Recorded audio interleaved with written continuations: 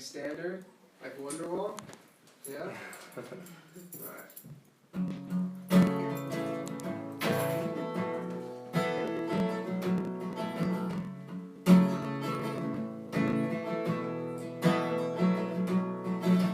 Today is gonna be the day that they're gonna throw it back to you. By now you should have somehow realized what you gotta do. I don't believe that anybody feels the way I do about you now.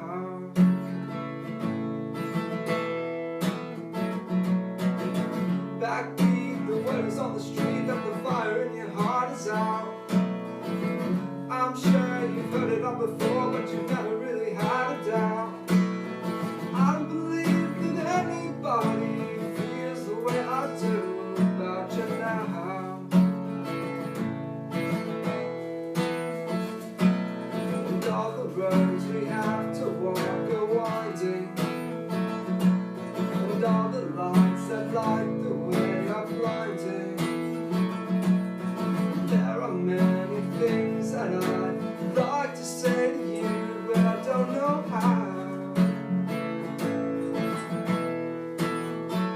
Said maybe you're gonna be the one that saves me.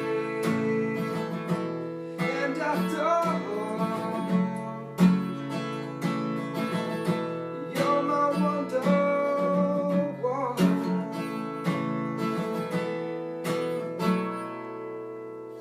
I got your attention? Alright.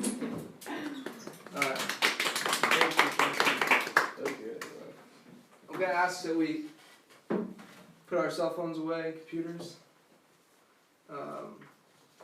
So, Wonderwall. The song is a hit song. I think it's platinum selling. It's one of Oasis's greatest songs known worldwide. And the song, the lyrics that he uses, the artist, he uses the word you in every single line, almost every single line. So that's 1 out of every 7 words they use the word you. And the whole purpose is to connect with the listener, the viewer, the reader, audience, the customer, the customer, the customer. That's what they're doing. When you make a hit song, and I don't have experience doing that, I just love music and I learn about it a lot, but it wholly relates to what we're talking about today and the customer and making a sale. That it's all about you, the customer, the reader, the listener, the viewer, and your goal as the musician is to sell that song. Your goal as the business owner, as a salesperson, is to sell your product, and that's what Oasis did very, very, very well for that song Wonderwall. And the word "you" in every single 1 out of 7 words, 1 out of 5 words, 20% of the time you're using the word "you," saying how amazing you are, what I'm going to do for you, how I love you so much. That is what builds a relationship with the listener, and it's something that is absolutely essential for sales. It's perhaps the number 1 priority is that you want to make it about your customer. Okay. So my goal with this speech tonight is to help you increase your sales figures for next year. And because this is a small group, we're also going to talk about things that are more important to you specifically in relation to your sales next year and how you want to manage that process. So we'll be cutting the live feed once we start getting into those topics about what your personal needs are, so that we can have an area of trust and privacy. So speaking of trust, that's the first thing we're going to talk about, and then we'll move into the relationship building and what your personal needs are, get to know each other better well. And then the second part of the meeting, we'll discuss how to manage multiple relationships, not just one. We want to make lots of sales, so we're gonna learn how to do that with technology and what exactly that entails for your business. And then at the very end, we'll open up for Q&A. Trust is the glue of life. It's the most essential ingredient in effective communication. It's the foundational principle that holds all relationships together. A quote was by Stephen Covey, who is the author of a bestseller, 7 Highly Successful Habits of Highly Successful People. Effective Habits of Highly Successful People. Great book to read, but what he talks about in that quote is trust is the glue of life. It's what builds the relationships, and that's something that's far more meaningful, right? In order to get the trust, you have to talk about the you, right? About the person. So what does trust mean to you? Can I get somebody raise their hand? Anyone want to talk about what trust means to you? Chris? Trying to think about this. It's like you can depend on the other guy, like on the other person. You depend on the other person? Yeah. Okay. Can trust. You believe to the person, and you can rely on them. Believe them, rely on them. So we're talking a lot about dependability, Yeah. all right? That I trust them, that they'll carry through on what they're going to say. Okay. And would you buy from somebody or a business that you don't trust? No. No? No. No. I don't. I mean, sometimes you have to. You know, like Pretty sure most people do though. yeah, because sometimes you have to. Like, we're not going to talk about that because we want to talk about good salesmanship. But there are cases, you know, for example, you know, if you're an internet service provider and you're living in America and there's only one internet service provider there, you have to use them. Those are unfortunate circumstances in a monopoly type business. But for what we're talking about today, we're in a competitive atmosphere where we're competing with different businesses. So many of us find love and trust intertwined when it comes to relationships, right? And going back to the music, going back to the trust, it all comes down to a relationship that you have with another person or organization. That is the most important thing when it comes into sales, is building relationships. And that could be, building a relationship can come in many forms. It could be a phone call, you know, a postcard in the mail. I mean, think about your mom and dad, right? Phone call, postcard in the mail, a thank you note. You send them a gift on the holidays, or when something bad, or when something goes wrong.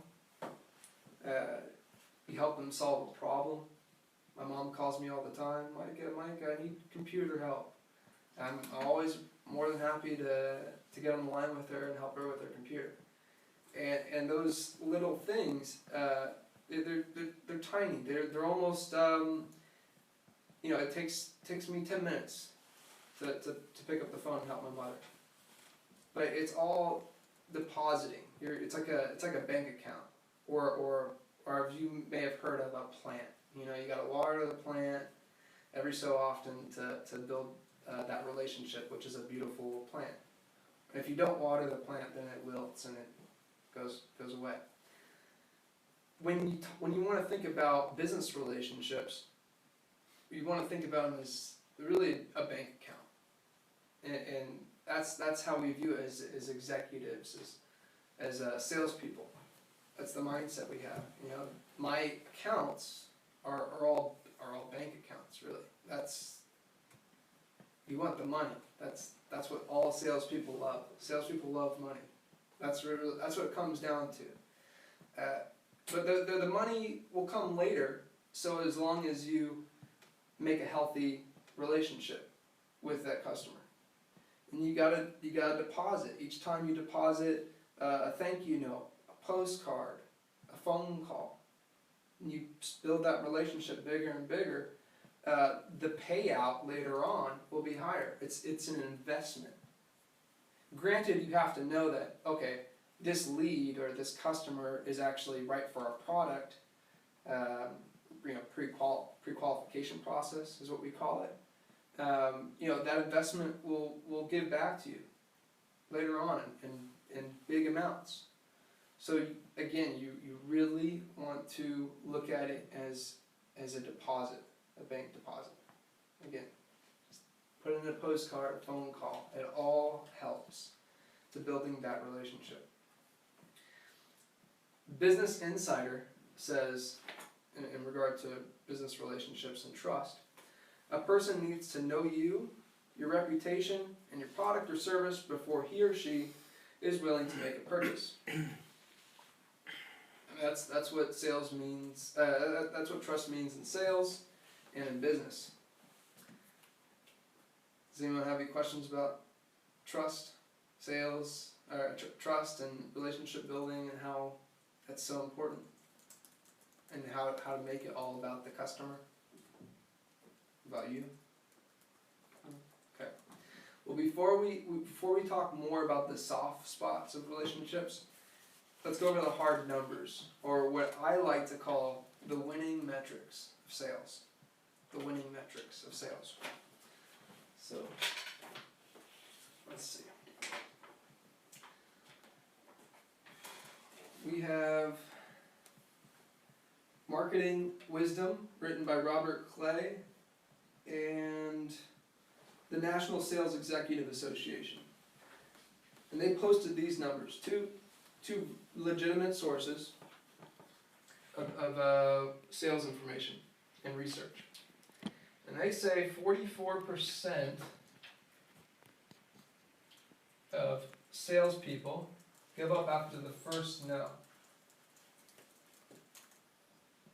22%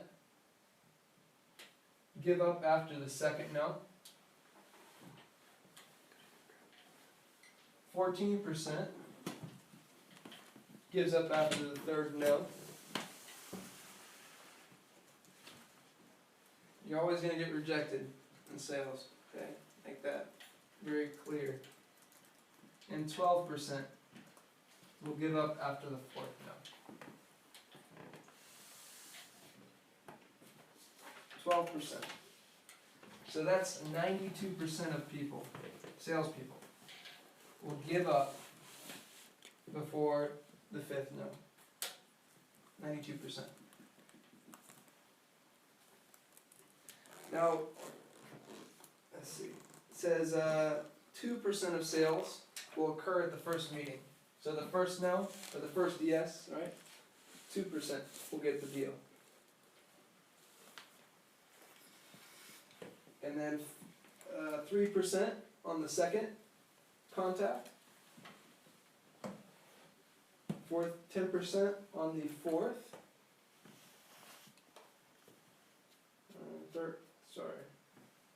Oops, it's 5%. 5% on the third, 10% on the fourth. What do you think the next one is? So 80%. Customers will close 80% between the 5th to 12th contact, or the 5th or 12th time that you ask them for the order. 80%. Alright, so 5th to 12th. So that leaves 8% of salespeople who get 80% of the sales. That's huge. Absolutely. These are the real numbers right here. Real numbers that tell you that the superstar salespeople will continually ask and ask and ask and ask for the deal and keep on depositing and depositing over and over again into that bank account. And the salespeople, you give up after the first, second, third, fourth, fifth no, they just get the scraps. They don't know what they're missing from making all those phone calls, from sending all those postcards, from continually, asking to meet with their customers and build that rapport, build the trust, make it about the customer. So that's 8% of salespeople, 80%. That's fascinating. Have you ever been on a sales floor? Have you ever been in a telemarketing center? Selling or buying? Selling. Well, I have a question. Uh-huh. What do they mean by no? Let's say customer says me, you know what, I don't feel comfortable with your product, I'm going to buy your, from your competitor because they have this, and this. So this is no, definite no. So if I call them next day, maybe in a week, and ask them for a deal, what would be the answer? I already told you we're going to go with this company. And me myself, I would be angry with someone calling me for fifth time, asking for a sales when I already told them no. I'll just don't pick up the phone. Maybe this is the reason why many customers, prospects in the US, they don't pick up the phone. There's more to it than picking up a phone. You can always knock on their door, too, or leave your business card if they're not there. It's a touch, right? Touching your customers, saying hi. It's like saying hi to your mother. But in the case of them telling you no, they already purchased. Well, then they already purchased, and that one goes away. Especially with you selling CRM software. And even then with CRM software, sometimes the implementation won't even work after the third month, 6th month. And so you still want to talk to them. 3 months later, give them a phone call. Hey, how did the implementation work? Are you happy? Are you satisfied? Did it live up to your expectations? Well, I don't know, I'm kind of upset about such and such, and they're taking too long to get this done, and I'm not really confident. Okay, well, can I call you back in another month to talk about where things are at? Yeah, I like that very much. And even then, you can always ask them for a referral. So just because you deposit in that bank account, and the bank account goes away and they decide that they want to purchase another product and you'll never see them again, doesn't mean you can't ask them for a referral. So there's always contingency plans that you want to take into consideration before letting your emotions grab a hold of you. It's difficult in sales, the emotional aspect of getting closed down and rejected, because this hurts, guys. That hurts. Fourth time, someone telling you no. I mean, you have to have a very, very strong emotional intelligence to power through these numbers and to never give up. It's a really mind of persistence. So let me tell you a little story about persistence and how I closed about $250,000 in 6 months. Okay? Less than 6 months. I had less than 3 months of sales and marketing experience at the time. I was a young man, younger than I am now. And I landed an internship as a marketing intern at a software consulting firm, which was short for pick up the phone, call people, knock on doors, and send marketing stuff to people, and learn as much as you can about the software business. Okay. And I think for about 9 months, I called over 2,000 accountants, bookkeepers, people who do accounting work. Called over 2,000 manufacturing companies I was working with. And that was our target market. Are you familiar with target market? What that means? No? Okay. And but I repeatedly called all of those businesses and accountants several times over the course of about 6 months, 9 months. I knocked on hundreds of doors. I'll go ride the elevators up in the big city, just knocking on doors, putting my business card or a flyer. If the customer wasn't there, or the business owner that I wanted to work with. And I sent a lot of marketing stuff.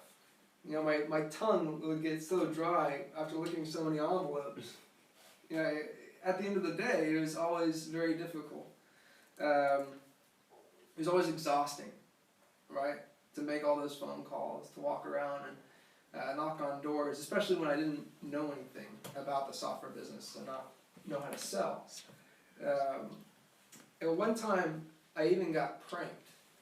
I was knocking on doors in a manufacturing, like this big manufacturing plaza where you have a bunch of warehouses. And I walk up to the door, it says no solicitation on there, which means, you know, don't come into our business and try to sell us stuff. But I went in anyways, because I'm daring. And I went to the front desk and I said, I just want to leave my business card here. And that was it.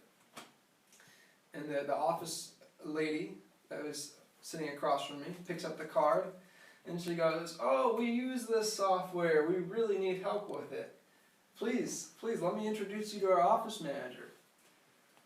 And she introduces me to the office manager. Office manager goes, "Oh, this is perfect. You came just in time. We were about to call someone else, but you're right here standing in front of us ready to talk about our business. This is amazing that you're here.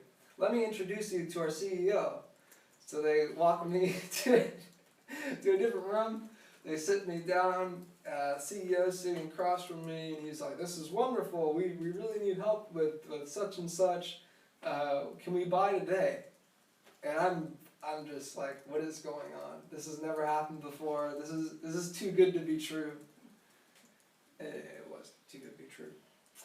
After 10, 15 more minutes of conversation, he goes, I would love to buy from you, but I just don't buy from incompetent people who can't read the sign on the door.